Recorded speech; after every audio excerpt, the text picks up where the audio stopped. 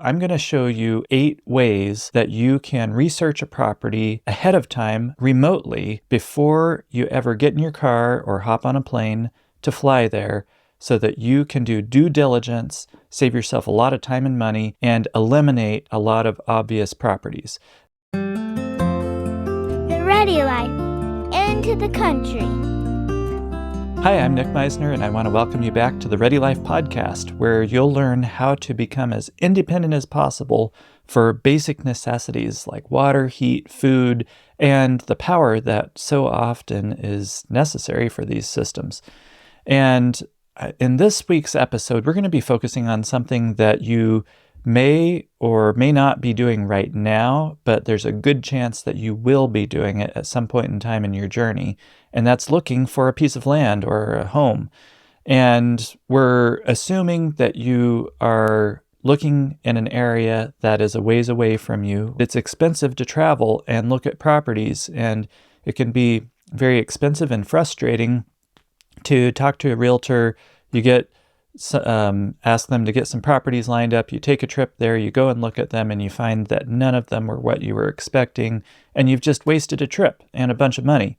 So I'm going to show you 8 ways that you can research a property ahead of time remotely before you ever get in your car or hop on a plane to fly there, so that you can do due diligence, save yourself a lot of time and money, and eliminate a lot of obvious properties. So let's hop in and check these out. So I'd be remiss if I didn't start off with a little bit about actually looking for a property remotely.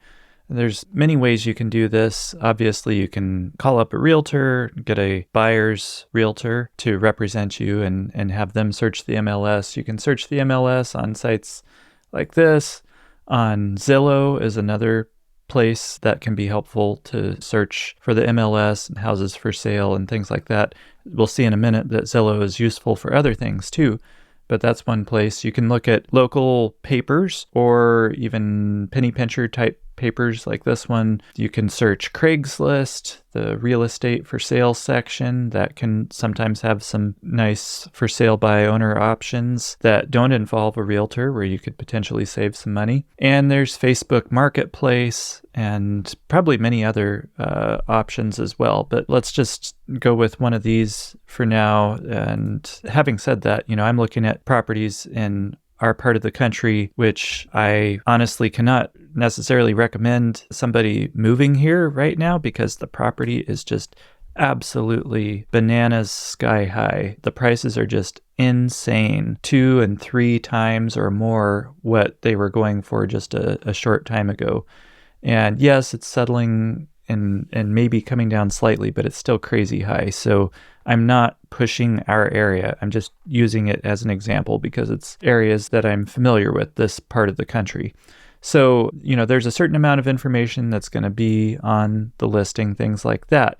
But once we know what the address is or can find it on a map or something like that, then one place that I'm going to start with is Google Maps, or any kind of a mapping program. But it's good to just kind of get a lay of the land, look around, and it's nice to be able to look at a satellite view. So of course, you can turn on a regular map view, but it can be helpful to look at a satellite view as well. And then you can look, to see what, in fact, you can even look at Street View. If it's not out in the country a whole lot, then it might potentially have a street view such as this, which is cool because then you can actually see a picture of the place. And sometimes there aren't great pictures for a listing, or if it's a foreclosure or things like that, sometimes you don't always get great pictures, and it can also be helpful to see what it looks like across the street. So that's super helpful. But I just like being able to look from the air and see what's around it and that sort of thing. So that's a good place to start, is Google Maps. So that would be number 1 for me. Then I'm going to go to a place like Zillow. We were just looking at Zillow, so we can plug in an address into Zillow, and it can have some useful info.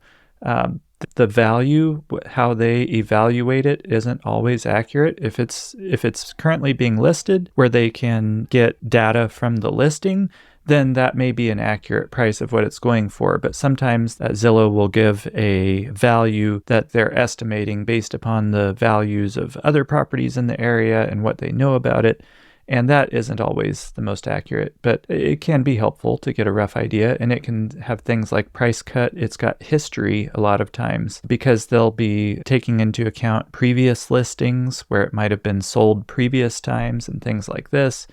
How many days it's been on Zillow, how many views, and then price history is really interesting. Can have a lot of useful info that's helpful in negotiating to know that, it wasn't that long ago. Maybe this current owner bought it 5 years ago and paid half what they're asking for now. That can be helpful to know. So then number 3 is Google Earth. Yes, it's kind of like Google Maps, except much more robust. And I really like the 3D terrain. And that's really the big reason in my mind for using Google Earth. In addition to Google Maps, you've got this 3D option. You can actually download the software to your computer and it's beefier, more options and things like that. But if you just go to earth.google.com, you can also see it there. And it's a little bit more limited, but it works fairly well. You can plug in an address, for instance, and it'll fly in and show you around and everything. But then it's really cool how you can, by clicking on the little compass control, you can adjust the tilt so that you can see the terrain. It's helpful to see like mountains. If you were to stand there on the ground, you can see what the terrain would look like to a certain extent. It's not precise, but it can be helpful. And then you can spin around. And so for those of you that are on audio, this might be a good episode to head over to YouTube and watch it there. But I'll try and describe as best I can for you. But basically you can spin around, and like if I want to know to the south, if I want to know what it looks like what the line of sight looks like to the south, then I can set this thing to 180 degrees. And sometimes you can lose your spot when you're spinning around, and so you just kind of have to zoom out and then zoom back in.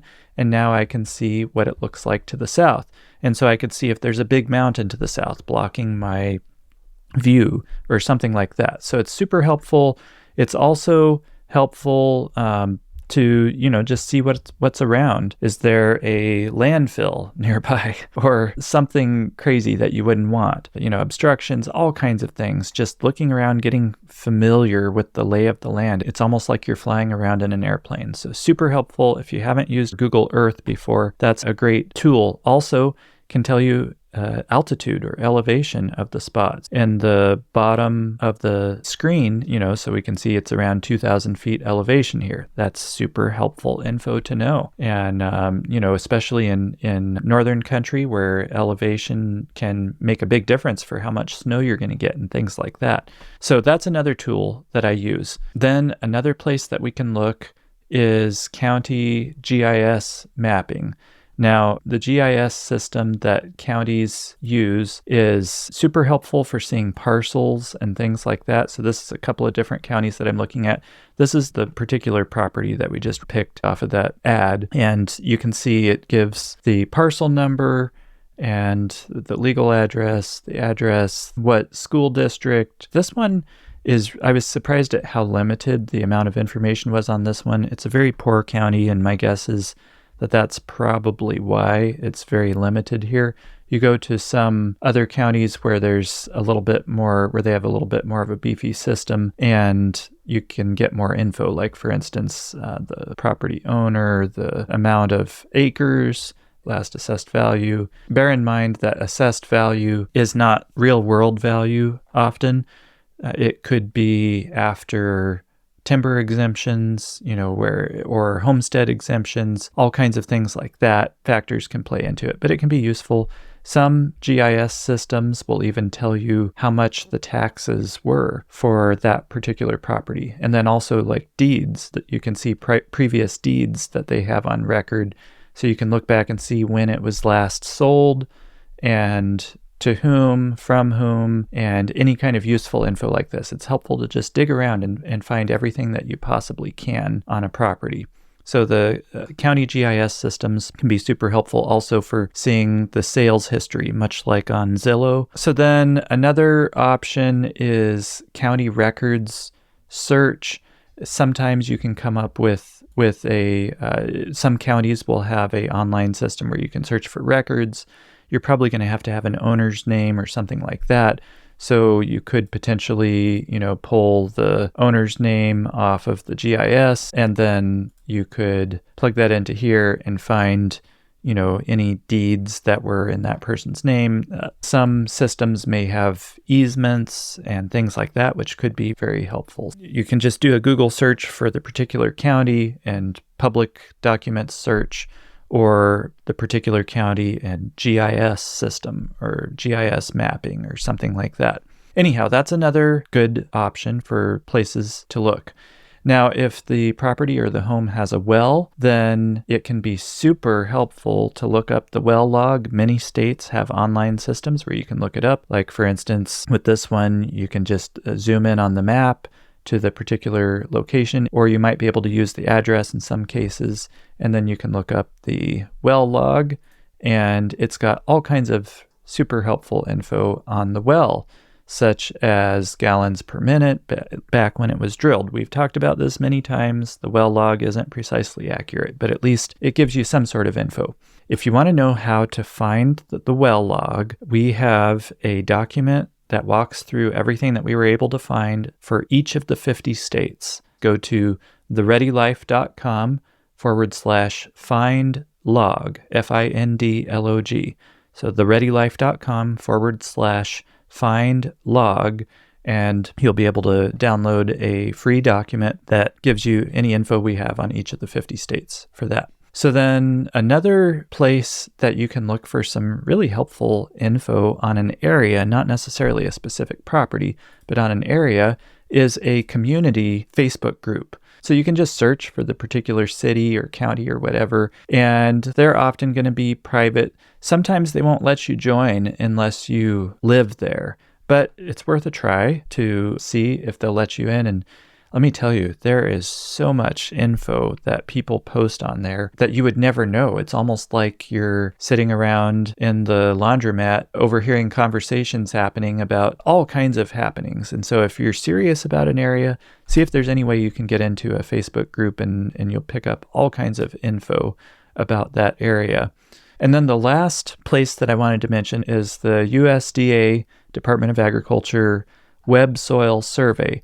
Now, this one is a bit of a niche thing. If you're really technical about soil and you understand properties of soil and you want to look at what are the properties of the soil in a particular area or even a particular property, it's a surprising amount of information in the Web Soil Survey. And so you can just do a Google search, or we'll have the link down below for the Web Soil Survey. But basically, the bottom line is you can identify your area of interest on the Area of Interest tab.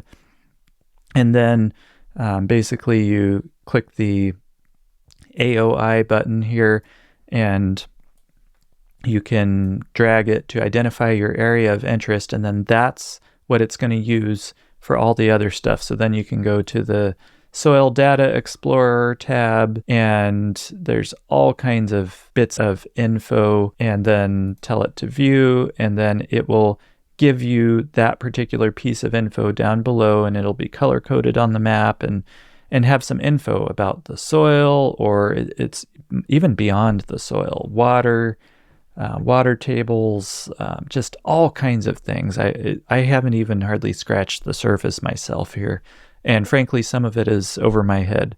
But I'm throwing this out there as a resource in case you're a really detailed person and maybe there's some information here that would be useful to you. And a friend of ours that put us onto this, very experienced agriculture person, he said that he's found this to be surprisingly accurate. And my understanding is that they based this off of going around and taking soil samples all over the country, just tons and tons of them, and then extrapolate data from that. So for what it's worth, that can be some very interesting info and helpful to the right person. So those are the 8 ways that I've used or that I'm familiar with for evaluating a property remotely. And I hope that that's super helpful to you. And if you think of any other options, any other ways to evaluate property remotely, please leave them in the comments below. And just use these as a means of process of elimination so that before you ever go there, you're able to eliminate as many options as possible, have a smaller number of ones that you can spend more time on when you're there in person, and hopefully make sure that those properties are not going to waste your time, those ones that you were looking at, that they were good, legitimate, vetted properties. And if you're not to that point yet, tuck this episode away.